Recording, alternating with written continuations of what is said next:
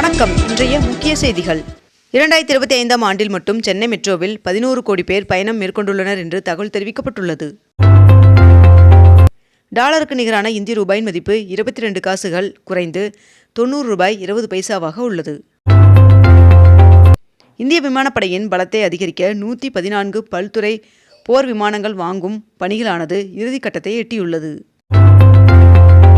வருகின்ற ஜனவரி 19ஆம் தேதி தஞ்சாவூரில் திமுக மகளிர் அணி மாநாடு நடைபெற உள்ளதாக தெரிவிக்கப்பட்டுள்ளது.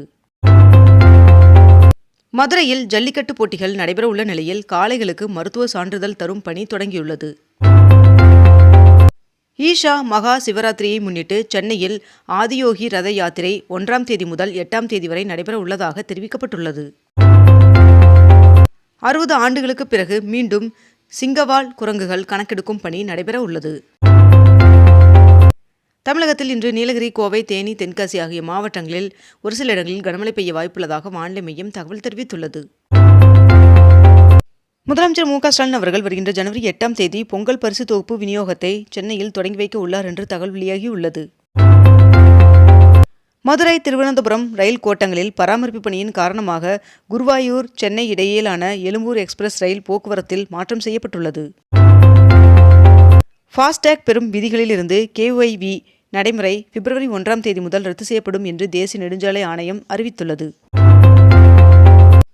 மருத்துவ கட்டமைப்பில் இந்தியாவில் முன்னணி மாநிலமாக தமிழ்நாடு இருந்து வருகிறது என்று அமைச்சர் மா. சுப்பிரமணியன் அவர்கள் தெரிவித்துள்ளார். பவானிசாகர் அணைக்கு நீர்வரத்து வினாடிக்கு 5983 கனஅடியாக அதிகரித்துள்ளது. 22 கேரட் ஆபண தங்கத்தின் விலை சவரனுக்கு ஒரே நாளில் 1120 ரூபாய் அதிகரித்து ஒரு சவரன் 1,640,040 ரூபாயாகவும் 1 கிராம் 12,580 ரூபாய்க்கும் விற்பனை செய்யப்பட்டு வருகிறது. இதனைத் தொடர்ந்து 1 கிராம் வெள்ளியின் விலை கிராமிற்கு 4 ரூபாய் அதிகரித்து 1 கிராம் வெள்ளி 260 ரூபாய்க்கு விற்பனை செய்யப்பட்டு வருகிறது. பிரதமர் நரேந்திர மோடி அவர்கள் நடத்தும் தேர்வு கலந்துரையாடல் நிகழ்ச்சிக்கு 3 கோடி பேர் முன்பதிவு செய்துள்ளனர். அதிமுக சார்பில் தேர்தலில் போட்டியிட மொத்தம் 10,175 விருப்பு மனுக்கள் விநியோகம் செய்யப்பட்டிருப்பதாக தெரிவிக்கப்பட்டுள்ளது. பிரதமர் நரேந்திர மோடி அவர்கள் விரைவில் இந்தியாவின் முதல் வந்தே பாரத் ஸ்லீப்பர் ரயிலை தொடங்கி வைக்க உள்ளார் என்று தகவல் வெளியாகியுள்ளது. மகாராஷ்டிராவில் 19,142 கோடி ரூபாய் செலவில் நாசிக், சோலாப்பூர், அக்கல்கோட் வரை 6 வழித்தட பசுமை சாலை அமைக்க ஒன்றிய அமைச்சரவை ஒப்புதல் வழங்கியுள்ளதாக தகவல் வெளியாகியுள்ளது. உலக பிளிட்ஸ் சாம்பியன்ஷிப் செஸ் போட்டியில் உலகின் நம்பர் 1 வீரர் மேக்னஸ் கார்ல்சன் 9வது முறையாக சாம்பியன் பட்டம் வென்று சாதனை படைத்துள்ளார். தமிழக அரசு ஊழியர்கள், ஆசிரியர்கள், ஓய்வூதியம் பெறுவோர், குடும்ப ஓய்வூதியம் பெறுவோர் ஆகியோருக்கு பொங்கல் சிறப்பு போனஸாக 183 கோடி ரூபாய் ஒதுக்கீடு செய்யப்பட்டுள்ளதாக தகவல் வெளியாகியுள்ளது. ஜாக்டோ ஜியோ கூட்டமைப்புடன் பொதுப்பணித்துறை அமைச்சர் ஏவா வேலு அவர்கள் இன்று பேச்சுவார்த்தை நடத்த உள்ளார் என்று தகவல் வெளியாகியுள்ளது. துணை ஜனாதிபதி CB ராதாகிருஷ்ணன் அவர்கள் இன்று சென்னை வருகை தர உள்ளார். தமிழகத்தில் வருகின்ற 8ஆம் தேதி முதல் கனமழை பெய்ய வாய்ப்புள்ளதாக வானிலை மையம் தகவல் தெரிவித்துள்ளது. 2026ஆம் ஆண்டிற்கான காலண்டர் தயாரிப்பு மூலம் சுமார் 400 கோடி ரூபாய்க்கு வணிகம் நடந்துள்ளதாக உற்பத்தியாளர்கள் தகவல் தெரிவித்துள்ளனர். உத்தரப்பிரதேசத்தை விட பொருளாதார வளர்ச்சியில் தமிழ்நாடு சிறந்து விளங்குவதாக புள்ளி விவரங்கள் தெரிவிக்கின்றன. 18 ரூபாய் சிகரெட் இனி 72 ரூபாய்க்கு விற்பனை செய்யப்படும் என்று ஒன்றிய அரசு தகவல் தெரிவித்துள்ளது. திருநெல்வேலி, கன்னியாகுமரி, விருதுநகர் ஆகிய மாவட்டங்களில் மினி டைட்டில் பூங்கா கட்டுமான பணிகளை மேற்கொள்ள தமிழ்நாடு அரசு டெண்டர் கோரியுள்ளது. டிவி, கேஸ் அடுப்பு உள்ளிட்ட பொருட்களுக்கு இன்று முதல் எரிசக்தி சிக்கனம் தொடர்பான ஸ்டார் ரேட்டிங் கட்டாயம் என்று மத்திய அரசு அறிவித்துள்ளது. தேசிய ஆடை வடிவமைப்பு தொழில்நுட்ப நிறுவனங்களில் சேர்வதற்கான நுழைவுத் தேர்விற்கு விண்ணப்பிப்பதற்கான கால அவகாசம் ஜனவரி 13ஆம் தேதி வரை நீட்டிக்கப்பட்டுள்ளது. 19 கிலோ எடை கொண்ட வணிக பயன்பாட்டிற்கான சிலிண்டரின் விலை 110 ரூபாய் உயர்ந்து ஒரு சிலிண்டர் 1,849 ரூபாய் 50 பைசாவாக விலை நிர்ணயம் செய்யப்பட்டுள்ளது. மேலும் 14 கிலோ எடை கொண்ட வீட்டு உபயோக சிலிண்டரின் விலையில் மாற்றமின்றி 868 ரூபாய் 50 பைசாவாக விற்பனை செய்யப்பட்டு வருகிறது. காங்கிரஸ் கட்சியின் சார்பில் போட்டியிட விருப்ப மனு செய்ய 15ஆம் தேதி வரை கால அவகாசம் நீட்டிக்கப்பட்டுள்ளது. பொங்கல் பரிசு தொகுப்பிற்காக 248 கோடி ரூபாய் நிதி ஒதுக்கி தமிழ்நாடு அரசு அரசாணை வெளியிட்டுள்ளது. உள்நாட்டு உற்பத்தியை காக்க சீனா, வியட்நாம், நேபாளம் இரும்பிற்கு 3 ஆண்டுகளுக்கு பாதுகாப்பு வரி விதித்து ஒன்றிய அரசு உத்தரவிட்டுள்ளது. தமிழ்நாடு அரசு மின்சார வாகனத்திற்காக 100% சாலை வரி விலக்கை 2027ஆம் ஆண்டு டிசம்பர் 31ஆம் தேதி வரை நீட்டித்து உத்தரவிட்டுள்ளது.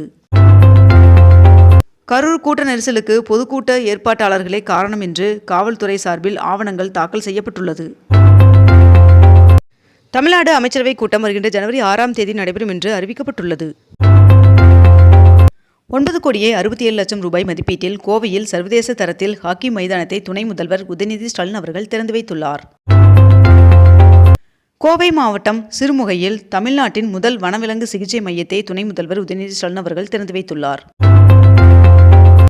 அமெரிக்காவில் உள்ள நியூயார்க் நகரத்தின் புதிய மேயராக இந்திய வம்சாவளியை சேர்ந்த ஷோரான் மம்தானி அவர்கள் பதவியேற்றுக் கொண்டார். 2026ஆம் ஆண்டின் முதல் ஜல்லிக்கட்டு போட்டி புதுக்கோட்டை மாவட்டம் தச்சங்குறிச்சியில் நடத்த தமிழ்நாடு அரசு அரசாணை வெளியிட்டுள்ளது.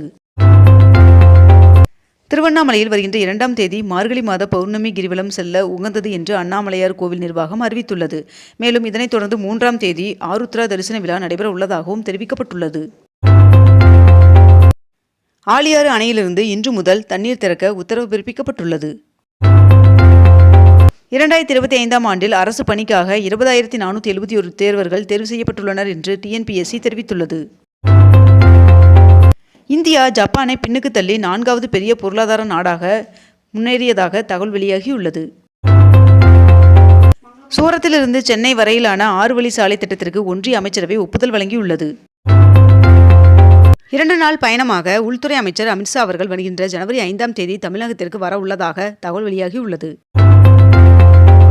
பொங்கல் பரிசு தொகுப்பிற்காக ஜனவரி 2ஆம் தேதிக்குள் டோக்கன்கள் அச்சிட்டு தயார் நிலையில் வைக்க தமிழ்நாடு அரசு உத்தரவிட்டுள்ளது. தமிழ்நாட்டில் 48 கோடி ரூபாய் மதிப்பீட்டில் இயற்கை புல்வெளி கால்பந்து மைதானம் மற்றும் துப்பாக்கி சூடு பயிற்சி அகாடமி உள்ளிட்டவற்றை துணை முதல்வர் உதயநிதி ஸ்டாலின் அவர்கள் அடிக்கல் நாட்டினார். மதுரை மீனாட்சியம்மன் சுவாமி கோவிலில் அறங்காவலர் குழுவை நியமித்து தமிழ்நாடு அரசு அரசாணை வெளியிட்டுள்ளது. இந்திய ராணுவம் மற்றும் இந்திய கடற்படைக்கான 2,770 கோடி மதிப்பிலான போர் கார்பயன்கள் மற்றும் அதற்கான துணை கருவிகளுக்கான ஒப்பந்தங்கள் கையெழுத்திடப்பட்டதாக பாதுகாப்பு அமைச்சகம் தெரிவித்துள்ளது. சென்னையில் பொது இடங்களில் கட்டுமான கழிவுகளை கொட்டினால் வாகனம் பறிமுதல் செய்யப்படுவதுடன் டன்னுக்கு 5,000 ரூபாய் அபராதம் விதிக்கப்படும் என்று சென்னை மாநகராட்சி ஆணையர் குமரகுருபரன் அவர்கள் தெரிவித்துள்ளார். 2,22,00,000 குடும்ப அட்டைதாரர்களுக்கு பொங்கல் பரிசு தொகுப்பு வழங்க 22,291 மெட்ரிக் டன் பச்சரிசி சர்க்கரை ஒதுக்கீடு செய்யப்பட்டுள்ளதாக தெரிவிக்கப்பட்டுள்ளது. 2026 சட்டமன்ற தேர்தலுக்கான திமுக தேர்தல் அறிக்கை தயாரிப்பதற்கு மக்களிடம் கருத்து கேட்க பிரத்யோக செயலியை முதலமைச்சர் மு.க. ஸ்டாலின் அவர்கள் இன்று அறிமுகம் செய்ய உள்ளார் என்று தகவல் வெளியாகியுள்ளது. இத்துடன் இன்றைய தலைப்புச் செய்திகள் நிறைவடைகின்றன. மேலும் இதுபோன்ற அண்மை தகவல்களை உடனுக்குடன் தெரிந்து கொள்ள அக்னிபூ சேனலை சப்ஸ்கிரைப் செய்து கொண்டு தொடர்ந்து இணைந்திருங்கள். நன்றி, வணக்கம்.